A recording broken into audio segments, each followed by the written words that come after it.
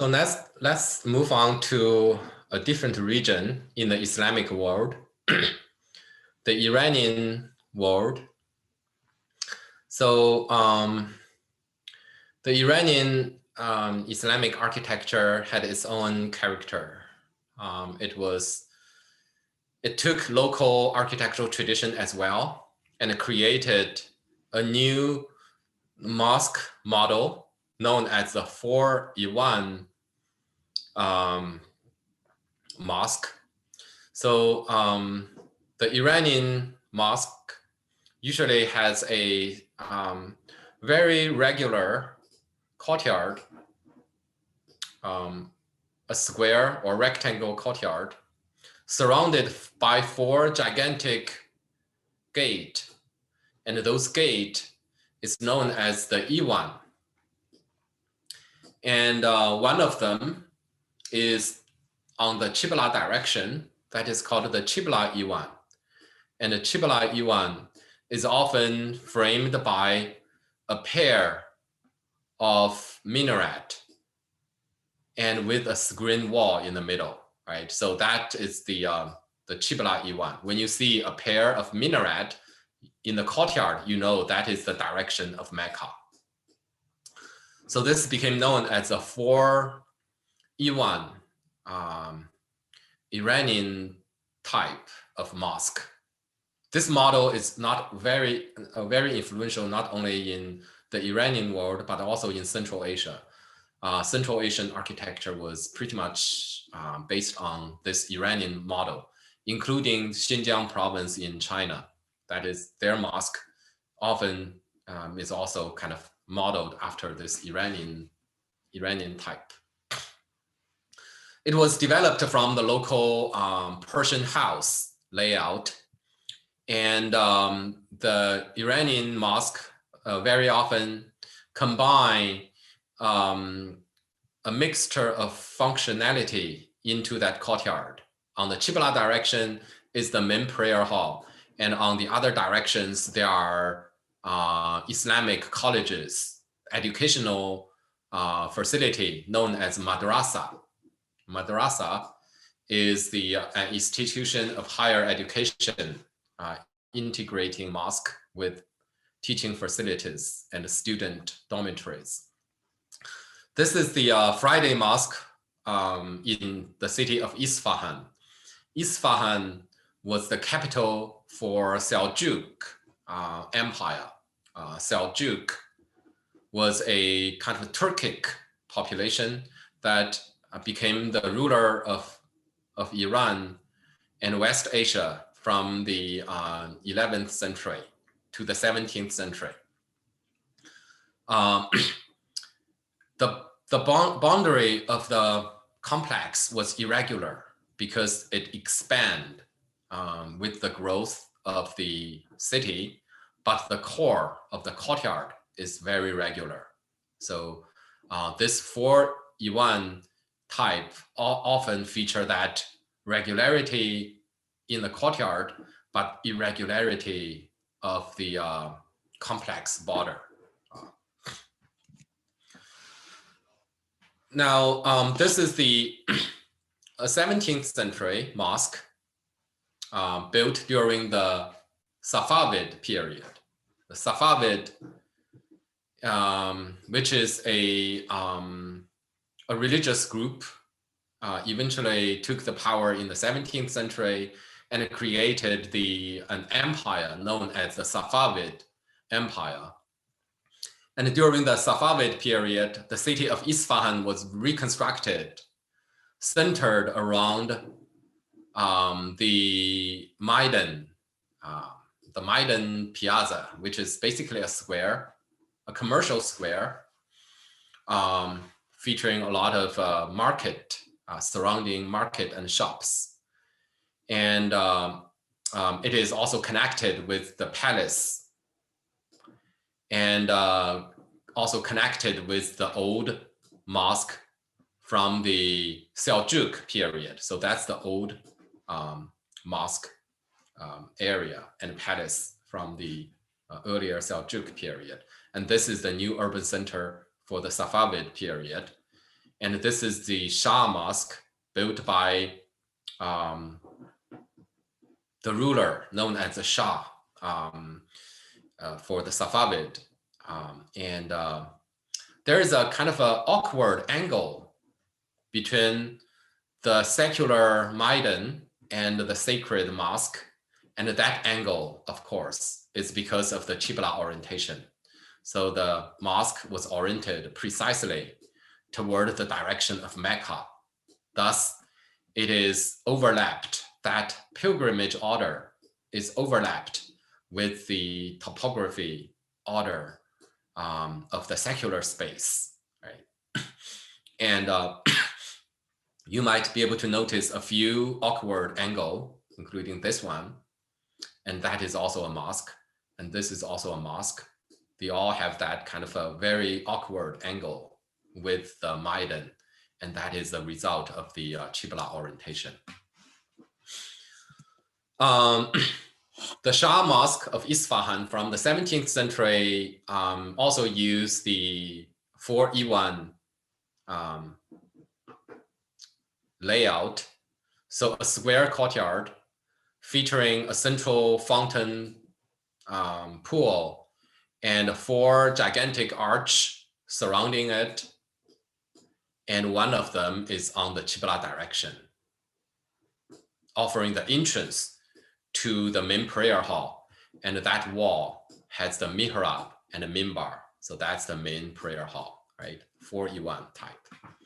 And this is a picture taken from the opposite side on the roof of the building on the opposite side of the Maidan Square. And so you can see the shift of orientation.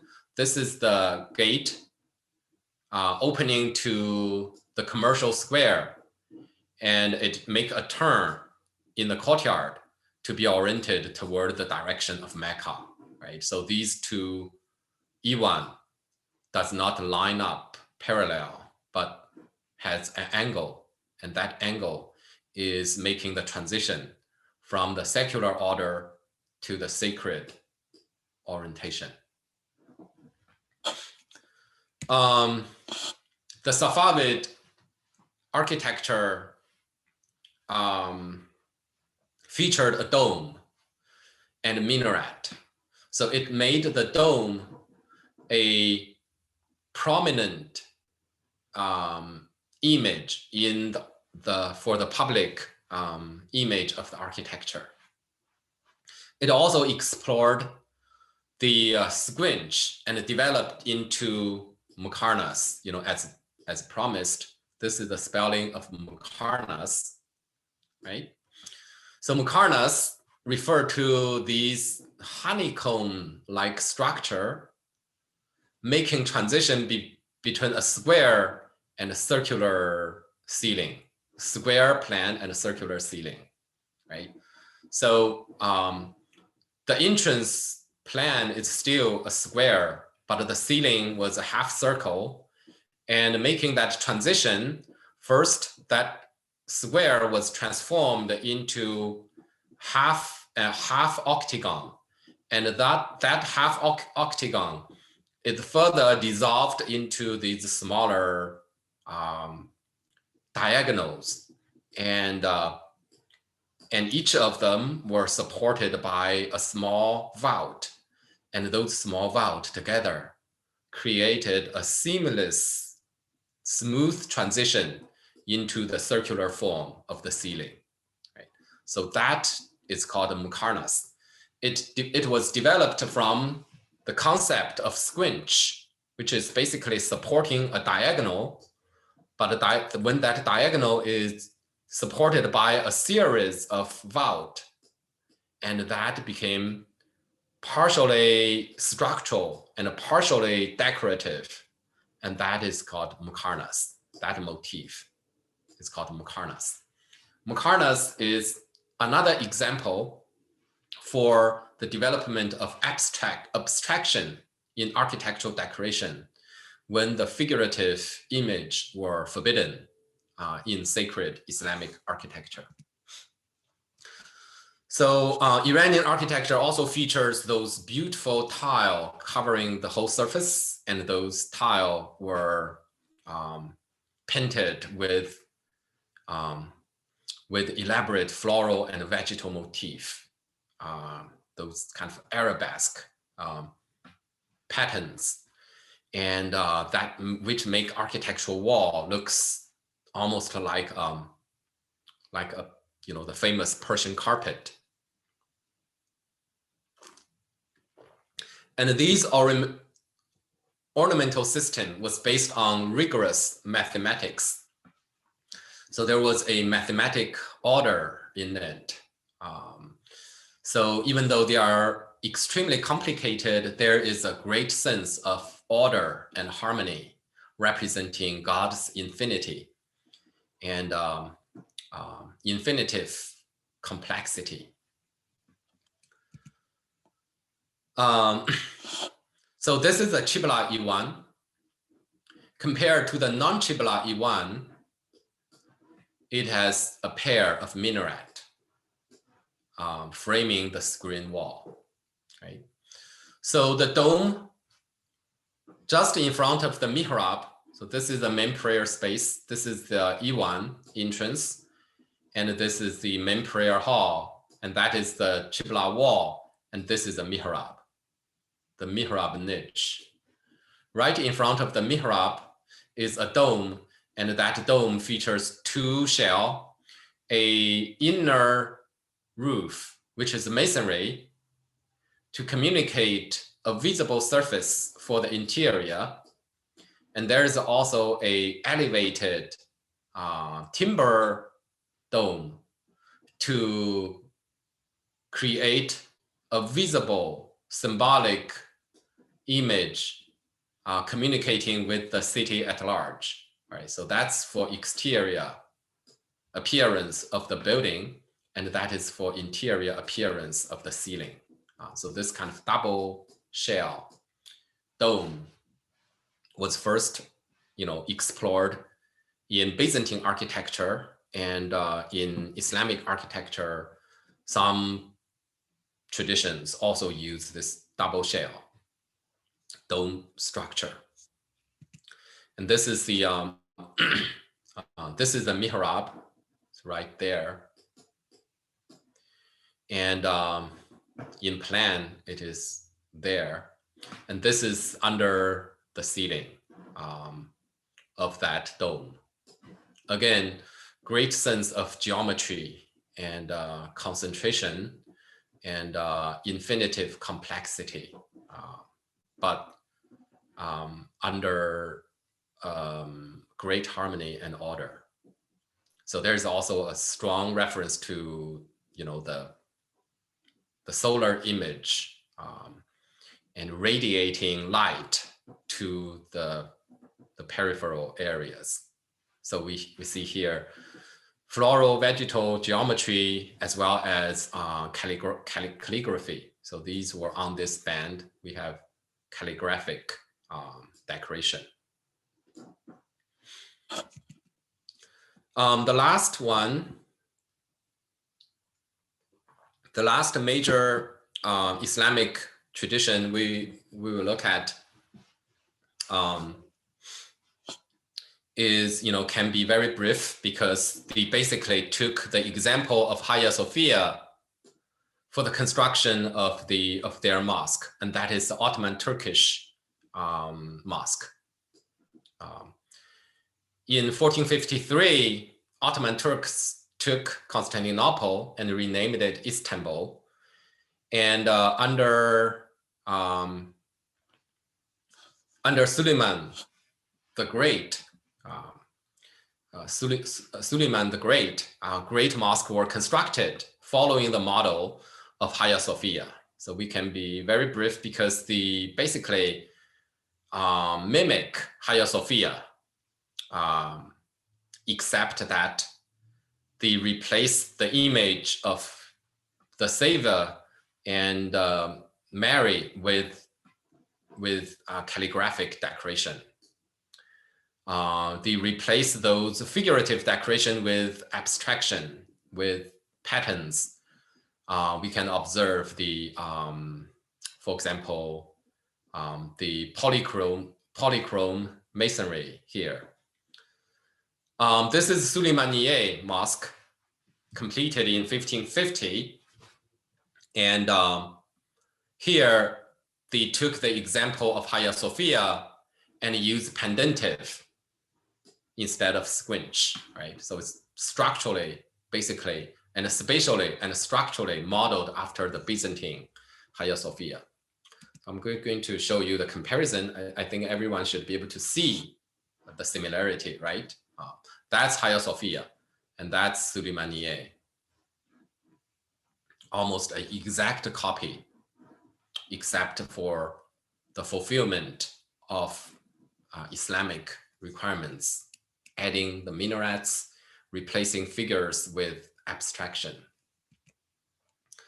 In plan, this is on the right is Suleymaniye Mosque, on the left is Hagia Sophia.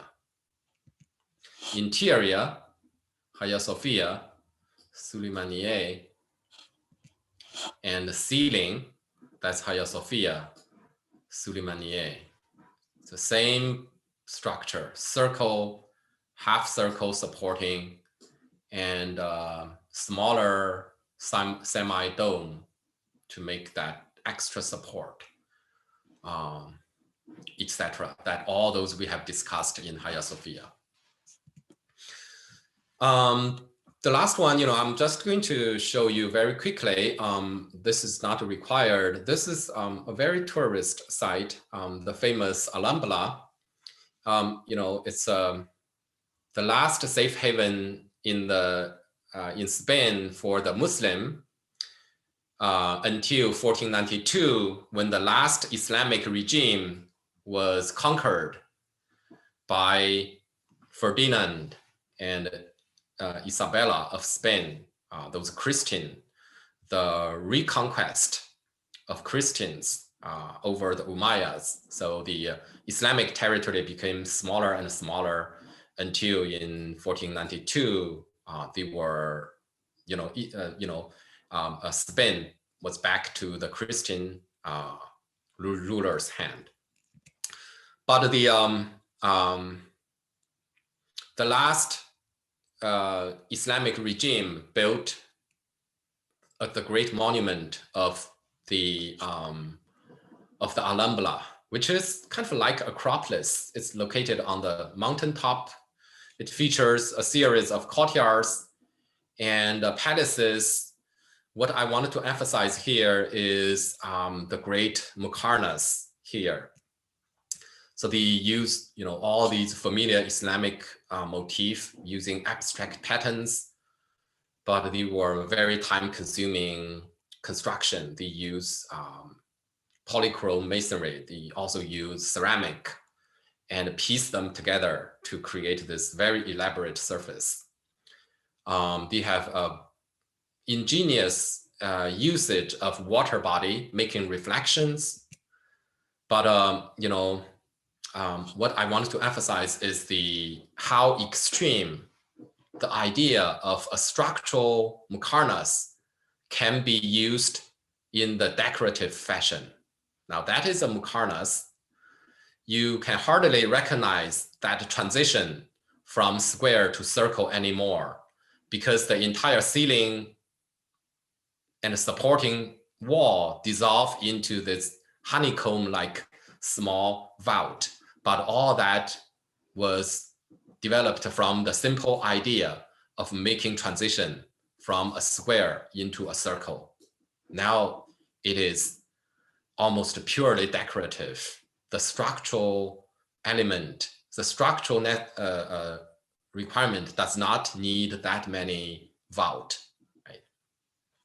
But it is very in tune with the stylistic preference of Islamic architecture that highlight this elaborate patterns in both 2D and 3D.